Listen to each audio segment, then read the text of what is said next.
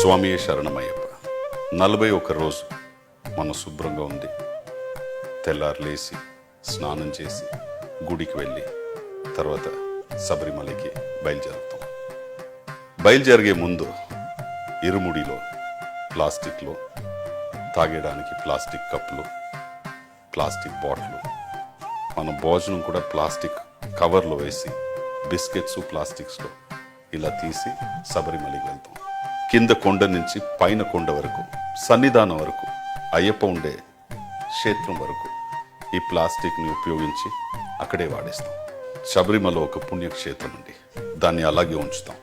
ఈ ప్లాస్టిక్ని మన కొండ పైన వేయకుండా కింద వచ్చి పంపా దగ్గర ఒక డస్ట్బిన్లో వేస్తాం. పంప కింద మీకు డస్ట్బిన్ కనపడకపోతే దాన్ని బండిలో పెట్టి, మనం వచ్చిన బండి, కారు, బస్సు, వ్యాన్ వెనక పెట్టి దాన్ని తీసి వచ్చి మనం ఇంట్లో డస్ట్బిన్లో వేద్దాం. ఇలా చేస్తే మనం శబరిమల అయ్యప్ప ఉండే జాగా ఒక పూతోటంగా ఉంటుంది.